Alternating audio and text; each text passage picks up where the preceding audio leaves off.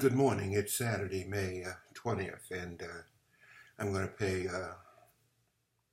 I'm going to pay tribute this morning to the Freedom Riders. 56 years ago today, in the 20th and the 21st of May, the Freedom Riders faced down death, trying to work towards a society that recognizes character over color. So I'm going to be doing a reading, a couple of readings.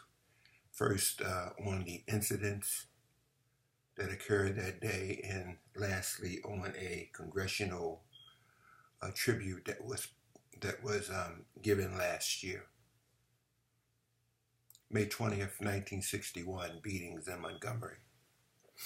May 20th, 1961, Jim Zerg, one of the Freedom Riders, beaten at Montgomery, Alabama bus terminal. The trip to Montgomery was made at a very high speed along with a contingent of the Alabama State Highway Patrol. However, at the Montgomery, Alabama city limits, the state troopers dispersed.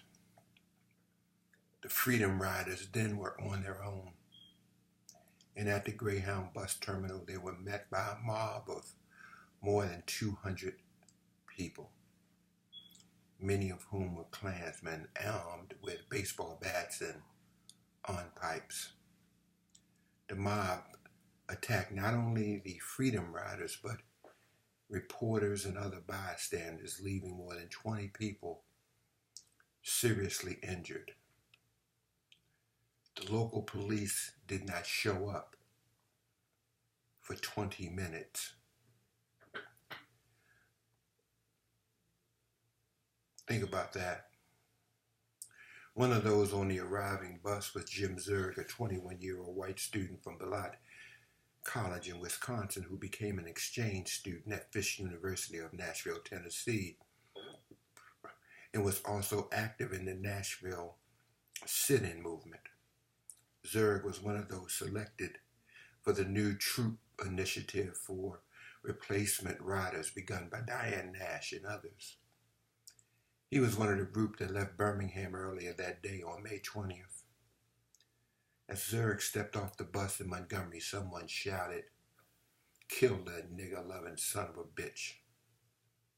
With clubs and fists, they attacked Zerg brutally and beat him several times. He lost teeth in the beatings and eventually was hospitalized.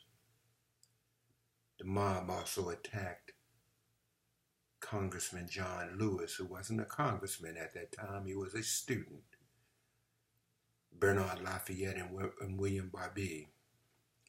William Barbee was beaten unconscious and left on the sidewalk, suffering injuries that would indeed later shorten Mr. Barbee's life. 3 others escaped the violence by jumping over the retaining wall and running to the adjacent post office. 5 black female Freedom Riders escaped in a cab driven by a black cab driver. 2 white women were pulled from another cab and beaten by the mob. Floyd Mann, the state of Alabama's director of public safety, arrived on the scene and attempted to stop the violence. Mr. Mann finally pulled his pistol out and fired 2 warning shots in the air. Floyd Mann succeeded in dispersing the crowd in one part of the bus station, but other areas of the station were still in total turmoil. News reporters, cameramen, and photographers had been set up by the mob even before the riders were attacked, and their cameras and filming gear was smashed literally to the ground. Also on that scene that day in Montgomery to observe was a United States Justice Department emissary, John Siegenthaler, who was beaten as well. Siegenthaler, who saw the unfolding melee at the bus terminal, from a distance tried at one point from his car to help one of the female freedom riders being pursued in the street. Singenthaler was pulled from his car and beaten with a tire on, his head fractured and left unconscious in the street in the aftermath. Ambulances manned by white attendants refused to take the wounded to any hospital. Local blacks finally rescued the wounded, with some of the freedom riders eventually hospitalized. Among the freedom riders on the bus into Montgomery that day was an 18-year-old white girl, Susan Herman, of Los Angeles, California, who said of her group's arrival there, reported in the Los Angeles Times, "We were all prepared to die, and for a while Saturday, I thought all 21 of us freedom riders would die at the hands of that mob in Montgomery, Alabama. We did not fight back. We do not believe in violence." Herman and another white girl, Susan Wilbur, managed to outrun the mob, reaching a local police station. The Montgomery melee was front page news the next day across the country. In Washington, D.C., the melee was front page news as well, along with the bloody Zurich photo. Washington Post headlines that day also announced the actions of the federal government in response to the violence. Kennedy orders marshals to Alabama after a new freedom rider mobbing. Attorney General Robert Kennedy had been on the phone with Justice Department lawyer John Doyer, who was relaying a nearly blow-by-blow account to Kennedy of the mob violence as fists and clubs began flying that day. There are no cops present, Doyer reported at one point, having already described to Kennedy the mob attacking people as they got off the bus. It's terrible, Doyer related to Kennedy. Not a cop in sight. People yelling, get him, it's awful. Doyer's eyewitness phone-in account of the melee reportedly angered Kennedy to the point where he heard enough and moved to send the U.S. Marshals to the area.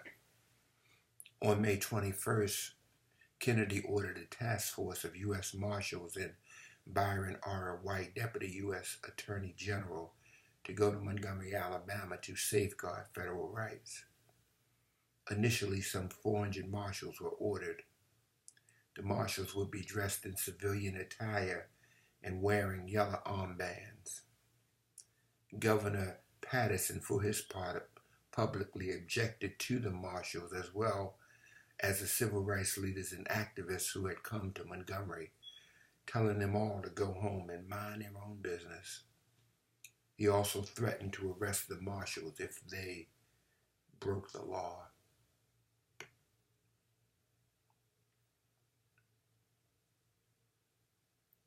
May 21st, 1961, a church mob. In response to the violence, civil rights leaders called for a gathering of supporters in Montgomery for a Sunday evening, May 21st, 1961. They convened at Ralph Abernathy's First Baptist Church and organized a program of hymn and speakers. About 1,500 community members attended, along with civil rights leaders, including Martin Luther King Jr., Jim Farmer, Joseph Lowry, and Reverend Shuttlesworth. The purpose of the gathering was to show support for the Freedom Riders, of which more than a dozen attended. Diane Nash was listed on the program possibly to introduce the Freedom Riders. The First Baptist Church was located just a few blocks from the state capitol. Fire marshals now on the scene in Montgomery stood watch from a park near the church as evening services began on May 21st. As those inside the church that night listened to testimonials about the courage and commitment and sang freedom and hymns, a white mob began gathering outside. By nightfall, the mob had grown larger and had begun shouting racial epithets and hurling rocks at the church windows. Inside, Martin Luther King Jr. told the crowd that Governor Patterson was responsible for allowing violence to happen. Martin Luther King also called for legislation to end the segregation and to stop the violence. We hear the familiar cry that morals cannot be legislated. This may be true, but behavior can be regulated. King said, the mob may not be able to make a man love me, but it can keep him from lynching me. During the evening, the mob grew, overturned the U.S. Marshal's car, and set a couple of small fires. The mob threatened to overwhelm the federal marshals, who feared the church would be set on fire. According to one account of that evening by U.S. Marshal historians, a fiery projectile nearly burned the roof of the church. At one point during the evening, some 75 marshals charged the angry mob and were pelted with rocks. The marshals were later bolstered by local and state police. Still, the mob persisted. From inside the church that night at around 3 a.m. in the morning, Martin Luther King called Attorney General Robert Kennedy at the Justice Department for help. Robert Kennedy then called Governor Patterson and also had his Deputy Attorney General Byron White, later a Supreme Court Justice, meet with Patterson and his staff. Back at the mob scene, meanwhile, it became obvious that the several federal marshals were overmatched by the mob's larger numbers. It was at that point that Patterson, under federal pressure, declared martial law and authorized the National Guard Battalion to disperse the crowd. The Alabama National Guard took control of the scene, and the U.S. Marshals were placed under Guard command. One wire story of the church attack by UPI, or United Press International, that appeared in the newspapers on Monday, May 22nd, reported tear gas and fire hoses was needed to beat off the angry mob of about 200 whites who converged on the church. Other accounts had that number really much, much larger. It took 100 U.S. Marshals and more than that number of city police and a National Guard contingent to hold back the rock-hurling, club-swinging mob. But it was early morning before the surrounding streets were secure enough for the Freedom Riders and their supporters to leave the church. Before dawn on May 22, 1961, the Guard moved the congregation out using military trucks to transport some of the church attendees back to their communities. Back in Washington, D.C., there had been an early morning meetings at the Justice Department on the crisis, and Robert Kennedy, up all night, called President Kennedy at 7 a.m. to update him on what had happened. On May 23, 1961, martial law was placed in Montgomery, Alabama, and National Guard soldiers were present in front of the First Baptist Church and elsewhere in the city of Montgomery, including at the Montgomery bus terminal. Still, Governor Patterson called the Freedom Riders agitators and said that they were to blame for the race rioting because of their insistence on testing bus station racial barriers. The church attack and martial law were front-page news across the country. In Rome, Georgia, the News Tribune story covering the church attack included reaction from state and local politicians, including some who blamed the Kennedys for encouraging these people to come into the South to change traditions and the way of life. The story also quoted the Alabama Ku Klux Klan Grand Wizard, Robert Shelton, who said that the clans of the nation would amalgamate in an effort to prevent further integration attempts in the South. He also added, "It is regrettable that the President of the United States would use the power of his office to condone the lawful activities of these integrationist groups by attempting to enjoin the Alabama Klan from aiding in the preservation of our laws and customs. Shelton said that while the Klan did not condone violence, it would indeed take all measures necessary to preserve Alabama customs. Back in Montgomery, Alabama on May 23, 1961, civil rights leaders including Martin Luther King, Ralph Abernathy, and James Farmer, along with student leader John Lewis, held a news conference announcing to the world that the freedom rides would continue. The National Guard remained a presence in Montgomery following the mob activity at the First Baptist Church, and soldiers also lined the streets near the Montgomery bus terminals.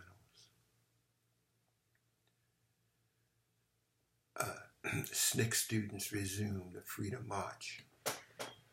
Although they did not know they were putting their lives, although they knew that they were putting their lives in deadly peril, activists from SNCC-affiliated Nashville Student Movement, or NSM, won't allow the KKK to defeat the Freedom Rides.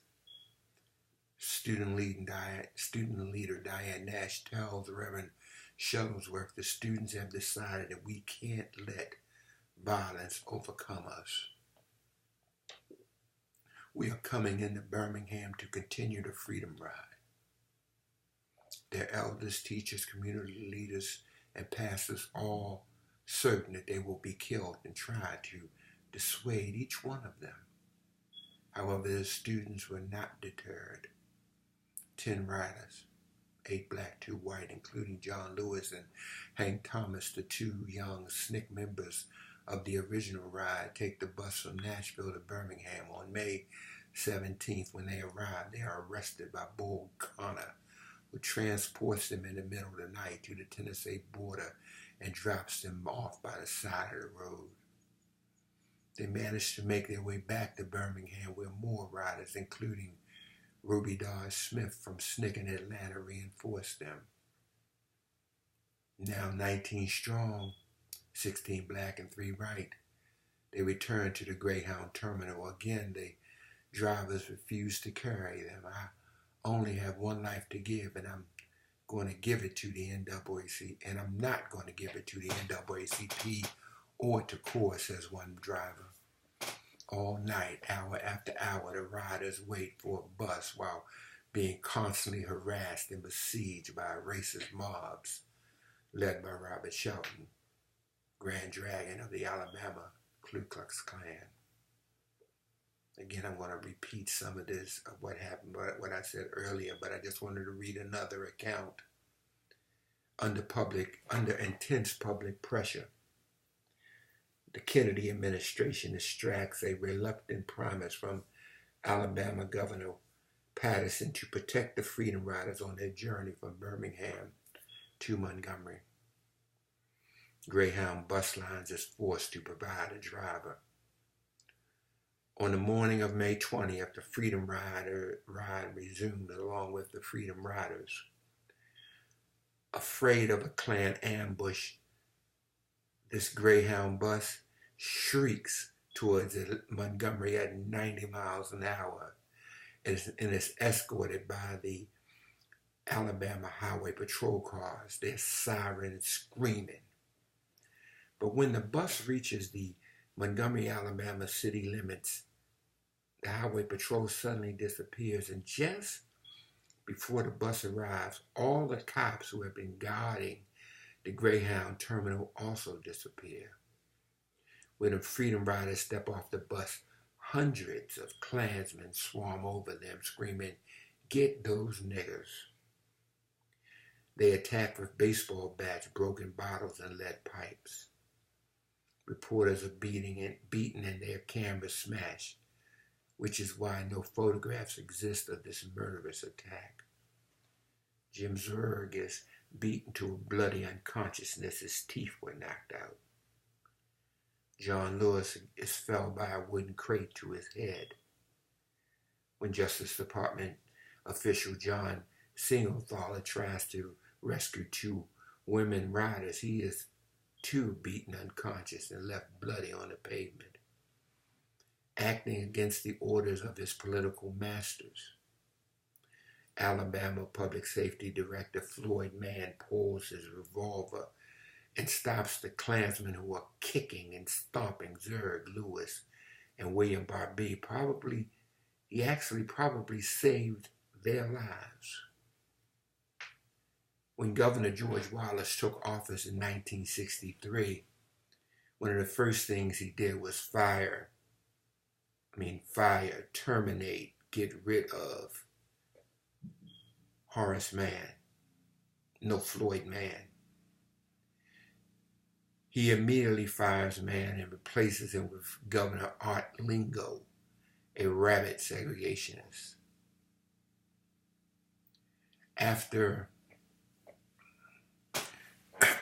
allowing the Klan its reign of terror, the police finally do show up. The mob, now grown to over 1,000, expands outward from the Greyhound terminal, attacking blacks on the streets and setting one teenage boy on fire and burning the rider's luggage in a bonfire. The Montgomery, Alabama police make no arrests. Instead, they serve the Freedom Riders with injunctions, blaming them for the violence. Under segregation laws, black cab drivers cannot take white Freedom Riders to the hospital, and white drivers won't. Only the Catholic St. Jude's Hospital will treat riders of any color. From his hospital bed, William Barbee tells reporters, "As soon as we're recovered from this, we'll start again." And from the white side of the segregated hospital, Zurg agrees, saying, "Each of us is prepared to die." In Washington, pressure intensifies on the Kennedys. JFK issues a tepid statement of concern, and Robert Kennedy orders federal marshals to Alabama to protect interstate commerce. Meanwhile, James Farmer of Corps begins recruiting more riders to head south. The following night, Sunday, May 21st, more than 1,200 black citizens pack Reverend Abernathy's First Baptist Church to honor the Freedom Riders. Dr. King speaks in their support outside a mob of more than 3,000 whites heckle and harass blacks and the handful of federal marshals protecting the church. Not one city or state cop is in sight. Shuttleworth down from Birmingham braves a mob that is now completely surrounding the church to escort in James Farmer. The mob overturns the car and sets it ablaze. The marshals desperately try to protect the church from assault and firebombs inside. The people of Montgomery sing hymns and freedom songs to the basement, in defiance. As rocks shatter the windows and tear gas seeps in, all of the children are sent to the basement for protection. Black men draw hidden pistols from their pockets and prepare to defend their families if the mob manages to break down the door.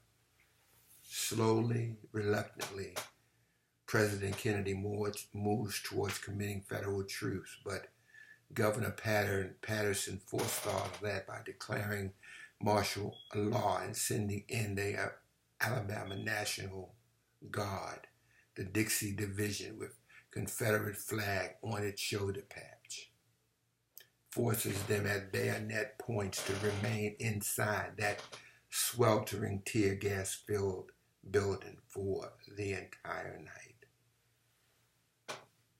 The Honorable Terry A. Sewell of Alabama in the House of Representatives, Thursday, May 19th, 2016. Ms. Sewell of Alabama: Mr. Speaker, today I rise to acknowledge the Freedom Rides Museum in Montgomery, Alabama, in the commemoration of its 55th anniversary of the Freedom Rides.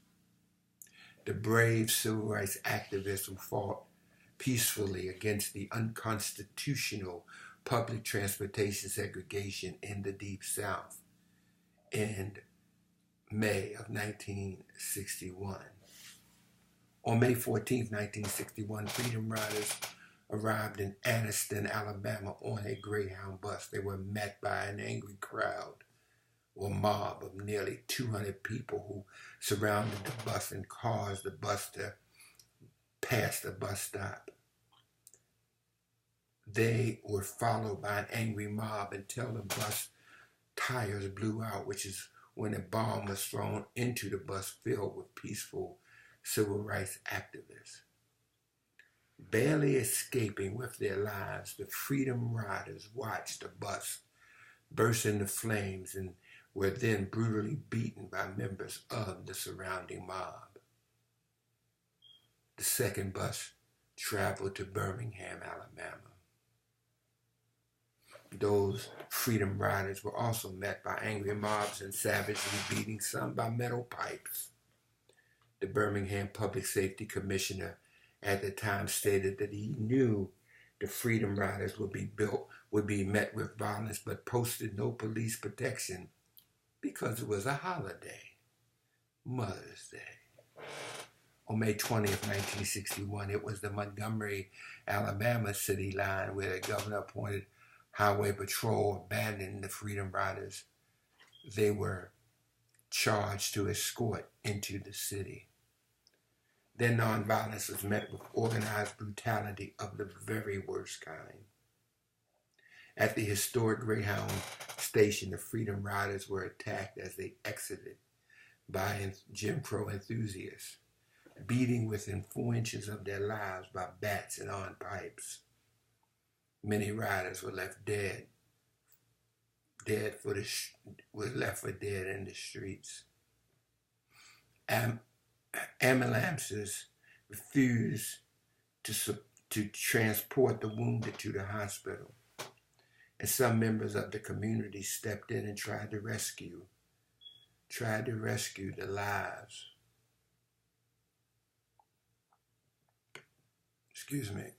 And some members of the community stepped in and tried to rescue the lives of those who dared challenge the unconstitutional Jim Crow laws of the South. Mr. Speaker, it is my great honor to represent that 7th Congressional District in an area that is rich with history of young activists who defied systemic oppression, fought for the right of others, and asked for nothing except recognition as humans in return. These individuals continue to inspire me in the work I do day after day after day. In commemoration of the 55th anniversary, I want to recognize the Freedom Riders who risked their reputation in lives for humanity of others. The diverse group of young people who believed in persistence for obtaining equality and justice for all people and inspired millions to take a stand for their own beliefs of equality. The Freedom Riders made a daring choice in 1961 to fight against segregation and oppression in an innovative way that changed the course of American history forever. The valiant efforts of Freedom Riders such as Charles Pearson, William Harper, Catherine Burke's books, Bernard Lafayette, Jr., Ernest Rip Patton, Jr., Kwame Leo Lillard, Francis Wilson Canty, Alan Kaysen Jr., David Dennis, Larry Hunter, Alfonso Petway, Credell Petway, Betty Daniels Rosemont, Mary Jane Smith, Doretha Smith Simmons, Willie Thomas, Jean Thomas, Joan C. Browning, and Etta Simpson Ray led the charge to the ultimate desegregation of the bus system in Montgomery and the unification of people to continue to fight for their rights. The Freedom Ride Museum in Montgomery, Alabama serves as a strong cornerstone in the narrative of the role of Alabama in the civil rights movement.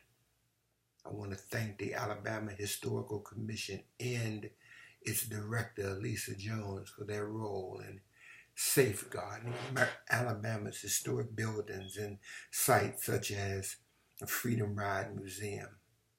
A special thanks to the leadership of the museum director, Dorothy Walker, and the amazing support staff members of the Freedom House Museum for their efforts in honoring the past and preserving the present for future generations to learn. The Freedom Rides Museum could not have been what it is without the support from community members as well as from Judge Myron Thompson, who helped save the buildings that are now the museum, as well as Johnny Carr, former president of the Montgomery Improvement Association, for all of her support, as well as Loretta Wembley of the Black Heritage Council.